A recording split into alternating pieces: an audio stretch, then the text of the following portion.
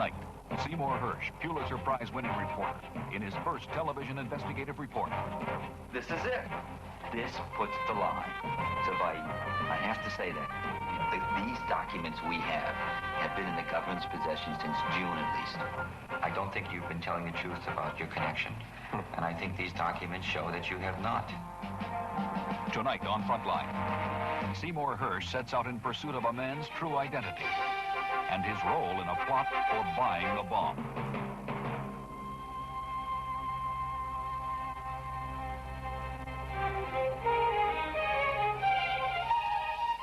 From the network of public television stations, a presentation of KCTS Seattle, WNET New York, WPBT Miami, WTVS Detroit, and WGBH Boston. This is Frontline with Judy Woodruff. Good evening. For the past 10 years, there have been repeated allegations that Pakistan has been developing nuclear weapons. Officials in the United States and Europe say Pakistan has been secretly trying to assemble technology necessary to build an atomic bomb. Pakistan has repeatedly denied these allegations, claiming its nuclear program is only for peaceful purposes.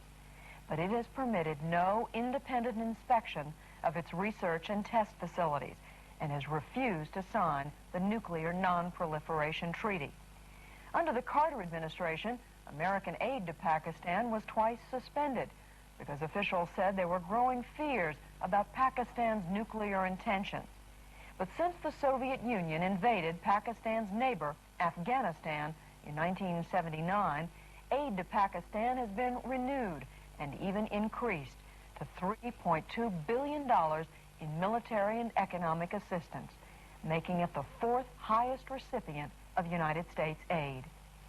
Tonight on Frontline, Pulitzer Prize-winning former New York Times reporter Seymour Hersh, in his first investigative report for television, raises new and disturbing questions about how close Pakistan has come to building a nuclear device.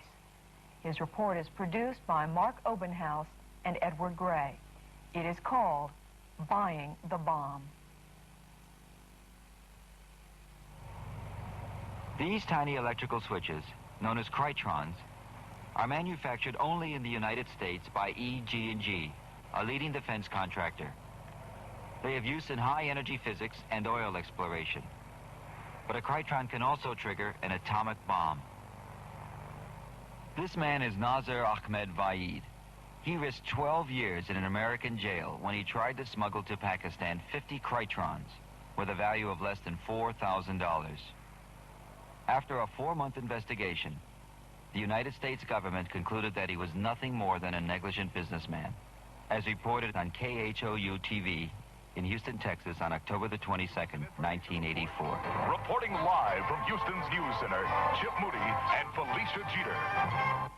A 33-year-old Pakistani man was sentenced to 5 years probation today after admitting that he tried to export triggers for nuclear weapons to Pakistan. NAZIR AHMED VAID, a Pakistani freight handler, was arrested at Houston Intercontinental Airport back in June. Federal Judge James Dianda said VAID was not acting as an enemy spy, but rather was apparently just trying to accommodate one of his customers. The Pakistani said he was going to ship the high-speed nuclear triggers to someone at a Pakistan university for research purposes. My name is Seymour Hersh. This is a film about my investigation into the true identity of NAZIR AHMED VAID. You just caught me in time. I've just arrived from Middle Rock and I'm on my way to the airport. We'll make it quick as possible. Yeah. Not painless, but quick. Yes. Mr. Ambassador, I've been working the story of one NAZIR VAID, a Pakistani citizen who was arrested by American officials and accused of illegally attempting to export into Pakistan, your country, 50 Krytrons. The government of Pakistan has absolutely nothing to do with this individual. He's a private trader based at Karachi, and that is all we know about him. And to the best of my knowledge, he's also not linked with the Pakistan Atomic Energy Commission, and he acts and operates entirely in his individual capacity as a private businessman of Pakistan. Do you know anything else about him? Who is he? Well, he came into prominence, in fact, first time I heard about him, when he was detained at Houston. And then we came to know that he owns a private trading firm. Beyond that, I don't know much about him. And you've checked with your officials in Yes, Islamabad? of course I have, and they have confirmed that he has nothing to do whatsoever with the government of Pakistan. What is your government's position on nuclear arms? Well, I want to reiterate this as emphatically as I can, Mr. Hirsch, that the government of Pakistan is not engaged in the production of a nuclear weapon. The dimensions of our nuclear program are entirely peaceful. It is a very modest research and development program, mainly meant to meet our requirements in the energy sector and also the application of nuclear technology in the field of medicine, in the field of agriculture, and in the field of industry. The United States administration has repeatedly made its position clear that they would not welcome any development or any proliferation of nuclear weapons in the world, and that includes Pakistan also, and we are fully aware of that, and we have equally made our position clear that Pakistan is not engaged in the production of nuclear weapons. The public record contradicts the ambassador. This man, S.A. Butt, shown here in a British television film, is a director of the Pakistan Atomic Energy Commission. It has been documented that in the 1970s, while based in Paris, Mr. Butt orchestrated Pakistan's clandestine efforts to buy the bomb.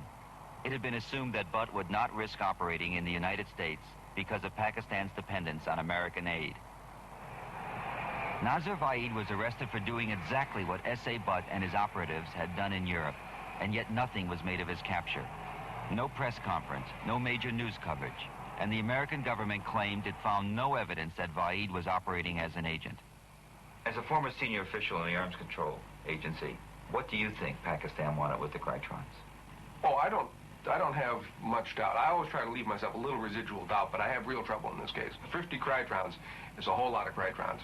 And when you put it together with all of the other things we know about the Pakistani efforts to acquire nuclear materials which are not subject to IAEA safeguards, the long tradition they've had of using covert purchasing means to acquire things for their nuclear program, I don't have much doubt at all that they wanted those 50 Krytrons for nuclear explosive purposes. Does Pakistan have a high-tech research apparatus capable of absorbing 50 Krytrons? Is there any possible need for that many Krytrons in Pakistan? No, the suggestion that they needed 50 of these for the university is ridiculous.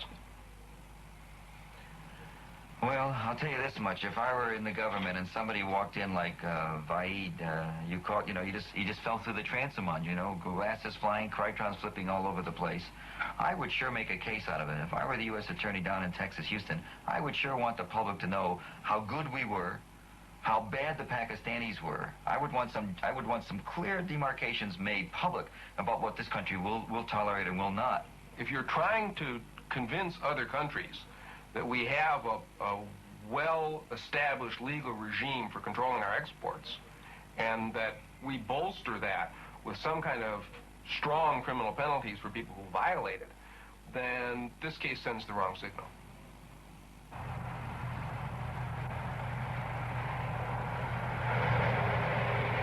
I think it's my function as the journalist to try and get as much as I can out there for people to make judgments about. And in this case, if what we believe to be true is true, we have a very cynical operation going on by Pakistan, and we have a government that's not paying enough attention to it.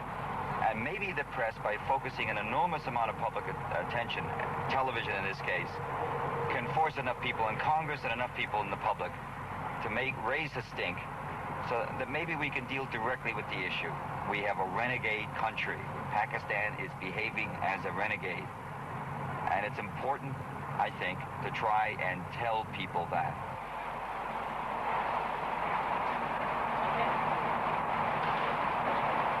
On October the 22nd, the day he was placed on probation, NAZIR VAID was still in the custody of federal officials, awaiting deportation. No reporter had heard his side of the story.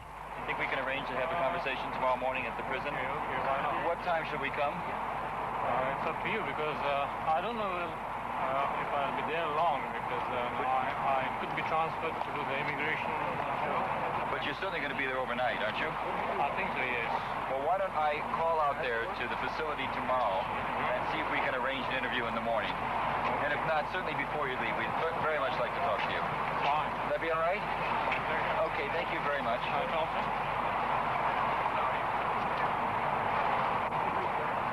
Did you know at the time what a Crytron was? I came to know the name Crytron. In fact, I might have read it once or twice before, but in real sense after I was arrested. Did they ask you to buy Crytrons by name? No, they never used the word Crytrons. In fact, they gave me a product number. Every product has a number. KN22. Exactly, yeah. You got this order asking you, through a district from the University of Islamabad, asking you to purchase a KN22 from EG&G. Exactly. And do you think it's possible that the order that came to you, appearing to be from the University of Islamabad, may have had a different purpose? It's not appearing to be. It is from University of Islamabad, and it was definitely for research purpose. And it could never have been ended up as people in the United States suspect. Why would the university be so foolish as to ask you and cooperate with you in breaking the law? They didn't break or encourage me to break the law. They just placed an order, and they are not supposed to know the American laws. But you sent them a cable, according to the Justice Department. You sent them a cable in which you made it clear to them that you understood that you would have to violate the law by shipping the material. These cables are what, the cables exist, I'm correct? Yeah, that's right. And why did they not tell you to stop at that point? I sent this cable to my office. It was never communicated or never physically presented to the buyers. And I thought it's a simple export license requirement. So I sent with proper